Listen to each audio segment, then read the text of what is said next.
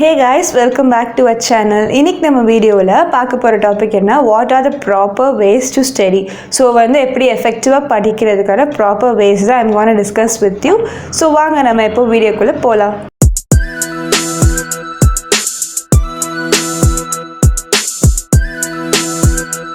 So first you have to understand studying is not reading. Okay, so most of us இப்போ நம்ம பண்ணுற mistake என்ன அப்படின்னா, we are confusing reading with studying. அதாவது நம்ம read தான் பண்ணுறோம், we are not studying actually. நம்ம most of us பண்ணுறது என்னென்னா, will be like நம்ம ரீட் பண்ணிட்டே போவோம், பட் அதை நம்ம அண்டர்ஸ்டாண்ட் பண்ணிக்கிறோமா அப்படின்னு கேட்டால் டவுட் தான். ஸோ நம்ம பண்ணுற மிஸ்டேக் இதுதான். ஸோ இதனால தான் ஆஃப்டர் சம் டைம் ஒரு 1 hour அப்புறமோ இல்லை நெக்ஸ்ட் டே நம்ம என்ன கான்செப்ட் படித்தோம் அப்படின்னு நமக்கு ஈஸியாக மறந்துடுது. For example, let me tell you, நம்ம 6th 7th physicsல for every action there is an equal and opposite reaction அப்படின்னு படிச்சிருப்போம். Okay, so after I saying this, like ஒரு பால் ஒரு வாலை ஹிட் பண்ணிட்டு வாலில் அடிச்சுட்டு திரும்ப நம்ம ஃபேஸ் பண்ணி வர மாதிரி.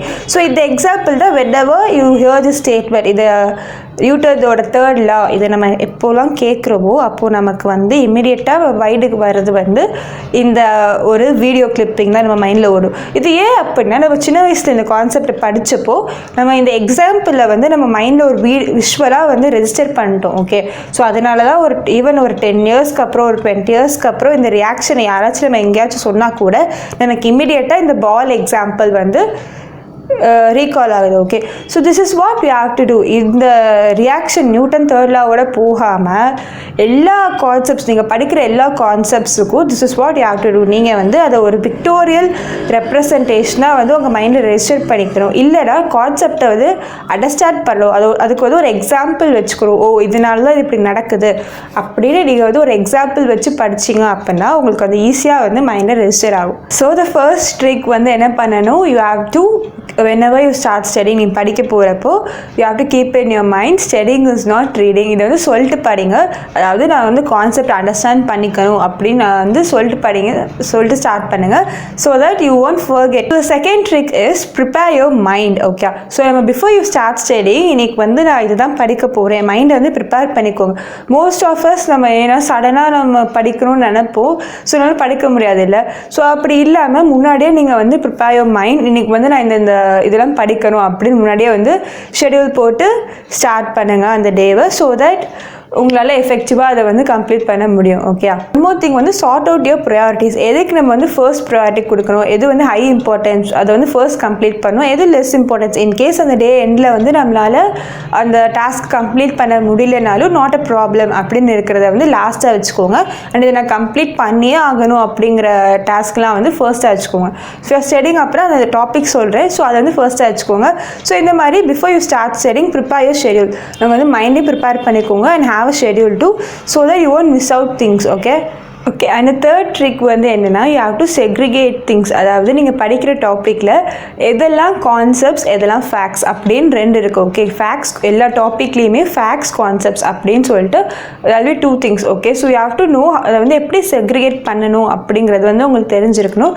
ஸோ whenever you study, நீங்கள் என்ன பண்ணுங்கன்னா, ஒரு டாப்பிக்கில் இதெல்லாம் கான்செப்ட் இதெல்லாம் ஃபேக்ட்ஸ். ஸோ நம்ம எப்பயுமே கான்செப்ட்ஸ்க்கு தான் ஹை இம்பார்ட்டன்ஸ் கொடுக்கணும். பிகாஸ் நம்ம இன்கேஸ் ஃபேக்ட்ஸை மறந்துட்டாலும் கான்செப்ட்ஸை வச்சு நம்ம அதை ஈஸியாக ரீகால் பண்ணிக்கலாம். ஓகே, இப்போ இந்த ஃபேக்ட்ஸ்னால் என்ன, கான்செப்ட்ஸ்னால் என்ன? ஃபார் எக்ஸாம்பிள், ஏதோ ஒரு டாபிக், அதாவது ஃபங்க்ஷனிங் ஆஃப் ஹார்ட். ஸோ ஒரு ஹார்ட் எப்படி ஃபங்க்ஷன் ஆகுது அப்படிங்கிற டாபிக் நீங்கள் படிக்கிறீங்க. ஸோ இந்த டாப்பிக்கில் எதெல்லாம் கான்செப்ட்ஸாக இருக்கும் எதெல்லாம் ஃபேக்ட்ஸாக இருக்கும் அப்படின்னா, கான்செப்ட்ஸுங்கிறது அந்த ஃபங்க்ஷனிங். ஸோ இந்த பார்ட்லேருந்து இங்கே பிளட் ஃப்ளோ போகுது, இது எல்லாமே அதாவது ஃபங்க்ஷனிங்னு இருக்கும்ல, ஹார்ட் எப்படி ஃபங்க்ஷன் ஆகுது. ஸோ அதெல்லாம் தான் கான்செப்ட். ஃபேக்ட்ஸ் அப்படின்னா லைக் அந்த பார்ட்ஸ், இப்போ இந்த ஹார்ட்லேயே இது ஹார்ட்டை ப்ரொடெக்ட் பண்ணுறது இந்த லேயர். ஸோ அந்த மாதிரி ஒவ்வொரு பார்ட்ஸ் பற்றி படிப்போம், அதாவது எக்ஸ்ட்ரா இன்ஃபர்மேஷன்ஸ் அதை பற்றி ஒரு டிஸ்கிரிப்டிவ் ஃபார்மாக படிப்போம்ல, அதுதான் ஃபேக்ட்ஸ். ஸோ இப்போ இதில் நீங்கள் எதுக்கு ஹை இம்பார்ட்டன்ஸ் கொடுக்கணும், நான் ஆல்ரெடி சொன்ன மாதிரி கான்செப்ட்ஸ்க்கு தான் கொடுக்கணும். ஸோ அந்த blood flow from way to way, அந்த ஃப்ளோ எங்கேருந்து எங்கே நடக்குது, ஸோ அந்த கான்செப்டை நீங்கள் ஹை இம்பார்ட்டன்ஸ் கொடுத்து நீங்கள் படிச்சிட்டிங்க அப்படின்னா நீங்கள் ஈஸியாக ஃபேக்டை ரீகால் பண்ணிடலாம். பிகாஸ் ஸோ நீங்கள் இந்த பார்ட்லேருந்து இங்கே பிளட் ஃப்ளோ போகுது அப்படின்னா ஆட்டோமேட்டிக்காக உங்களுக்கு அது ரெண்டும் என்ன பார்ட்டுங்கிறது ஞாபகம் வந்துடும், ரைட்? ஸோ அதனால் always whenever you start studying, so practice this, you will never forget what you study. Now the fourth trick is practice recalling. So நம்ம படிக்கிறத எப்பவுமே ரீகால் பண்ணுறதுக்கு ப்ராக்டிஸ் பண்ணிக்கணும். ஓகே, ஆக்சுவலி படிக்கிறதுல there are things. One வந்து recalling and another one வந்து recognizing. So எப்பயுமே இந்த recall and recognize வந்து நம்ம கரெக்டாக பேலன்ஸ்டாக வச்சுக்கணும். ஸோ இந்த recall and recognize என்ன அப்படின்னா, let me explain you in detail, okay? So now இப்போது see this picture, okay? So இந்த பிக்சரை பார்த்தோன்னே இம்மிடியேட்டாக உங்களுக்கு யார் இந்த பர்சன்னு தெரிஞ்சிருக்கும் அஃப்கோர்ஸ். ஸோ இப்போ நீங்கள் இந்த இடத்துல என்ன பண்ணியிருக்கீங்க, இந்த பர்சன் யார் அப்படின்னு ரெகக்னைஸ் பண்ணியிருக்கீங்க, ஓகே? ஸோ இப்போ அதாவது இவர் பார்த்தோன்னே இவர் வந்து பில் கேட்ஸ் அப்படின்னு நம்ம ரெகக்னைஸ் பண்ணிட்டோமா? ஸோ கண்டுபிடிச்சிட்டோம், that is called recognising. So அப்போது நம்ம வந்து இம்மிடியேட்டாக நம்ம பிகாஸ் அந்த பர்சன் பற்றி நமக்கு தெரியும், ஸோ பார்த்தோன்னே இம்மிடியேட்டாக நம்ம பிரெயின் வந்து அவரை ரெகக்னைஸ் பண்ணிடுச்சு. இதுதான் recognising. Now I'll ask you a question. இப்போ அந்த பிக்சர் இல்லை, I'll ask you a question. What is the color of the tie he was wearing? அவர் போட்டிருந்த டையோட கலர் என்ன அப்படின்னு நான் கேட்குறேன். So how many of you will be able to answer அப்படின்னு கேட்டால் வந்து நம்ம அதை நோட் பண்ணியிருப்போமா அப்படின்னு கேட்டால் டவுட் தான். ஸோ இந்த இடத்துல நீங்கள் என்ன பண்ண ட்ரை பண்ணுறீங்க, நீங்கள் வந்து அதை ரீகால் பண்ண ட்ரை பண்ணுறீங்க, ஓகே? நான் உங்ககிட்ட காட்டின அந்த ஃபோட்டோவை இமேஜை வந்து நீங்கள் இப்போ ரீகால் பண்ணுறீங்க. So this is call recalling. So நம்ம வந்து படிக்கிறதுல ரெகக்னைஸ் பண்ணுறது மட்டும் முக்கியம் கிடையாது, ரீகாலும் பண்ணி ப்ராக்டிஸ் பண்ணியிருக்கிறோம், ஓகே? நான் உங்களுக்கு ஆல்ரெடி நடந்த ஒரு இதை வச்சு நான் சொல்கிறேன். நம்ம வந்து எக்ஸாம் ஹாலுக்கு போயிருப்போம், ஓகே? ஒரு கொஸ்டின் கேட்டிருப்பாங்க, நமக்கு வந்து இந்த கொஸ்டின் வந்து செகண்ட் லெசனில் 7th கொஸ்டின் அப்படிங்கிற அளவுக்கு வரைக்கும் நம்ம டீட்டெயிலாக தெரியும், பிகாஸ் நம்ம ப்ரீவியஸ் டே தான் அந்த கொஸ்டினை படிச்சுட்டு போயிருப்போம். ஸோ இந்த கொஸ்டின் எங்கே கேட்டிருக்காங்கன்னா தெரியும், பட் நமக்கு எப்படி இருக்கும், ஆனால் அந்த கொஸ்டினுக்கு ஆன்சர் தெரியாது, ரைட்? இது வந்து நம்ம எல்லாருமே இந்த சிச்சுவேஷனில் வந்து நீங்கள் இருந்திருப்பீங்க. ஸோ பிகாஸ் இது ஏன் நடந்திருக்கு அப்படின்னா, நீங்கள் வந்து ரெகக்னைஸ் பண்ணிட்டீங்க, அதாவது கொஸ்டினை பார்த்தோன்னே நமக்கு சார் இந்த கொஸ்டினை படித்தோமே ஏன் ஆன்சர் தெரில அப்படின்னு இருக்கும், பிகாஸ் அந்த இடத்துல உங்களுக்கு வந்து ரெகக்னைசேஷன் வந்து கரெக்டாக நடந்திருக்கு. நீங்கள் கரெக்டாக கொஸ்டினை பார்த்தோன்னா செகண்ட் லெசனில் 7th கொஸ்டின் அப்படின்னு ஈஸியாக ரெகக்னைஸ் பண்ணிட்டீங்க. பட் நீங்கள் அங்கே என்ன பண்ண ஃபெயில் ஆகிட்டீங்க அப்படின்னா, படித்தப்போ ரீகால் பண்ணாமல் விட்டுட்டீங்க, ஓகே? பிகாஸ் நீங்கள் பண்ண மிஸ்டேக் வந்து ரெகக்னைஸ் பார்ட்டை வந்து கரெக்டாக முடிச்சிட்டிங்க, பட் நீங்கள் ரீகால் பண்ணலை. நீங்கள் ரீகால் பண்ணாதனால அங்கே என்ன ஆயிருக்கு, உங்களுக்கு நெக்ஸ்ட் டே கொஸ்டின் பேப்பர் பார்த்தோன்னே ஆன்சர் வந்து மறந்துருச்சு.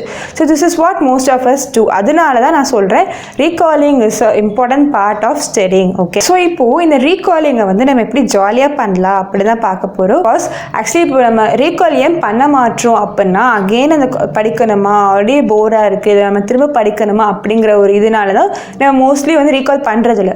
நம்ம ரீகால் பண்ணாதனால தான் நமக்கு ஒரு 2 டேஸ்க்கு அப்புறம் அந்த கான்செப்ட் மறந்து போயிடுது. ஸோ இதை நம்ம எப்படி ஜாலியாக ரீகால் பண்ணலாம் அப்படிங்கிற ட்ரிக்ஸை தான் வந்து இப்போ நான் உங்ககிட்ட சொல்ல போகிறேன்.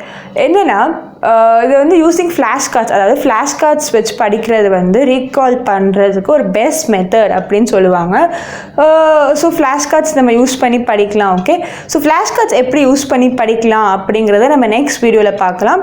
அப்படி ஃப்ளாஷ் கார்ட்ஸ் யூஸ் பண்ண உங்களுக்கு அவ்வளோ டைம் போட முடியாது அப்படின்னா, நீங்கள் வந்து லைக் நம்ம ஆல்ரெடி சொன்ன மாதிரி அந்த 15/5 அல்காரிதம் நம்மளோட ப்ரீவியஸ் வீடியோவில் சொல்லியிருந்தோம்ல, how to study without getting bored. So அந்த வீடியோவில் சொல்லியிருந்த மாதிரி நீங்கள் வந்து அந்த 55 minutes பிரேக்கில் டக்குன்னு ஒரு குவிக் ரீகால் கூட போகலாம்.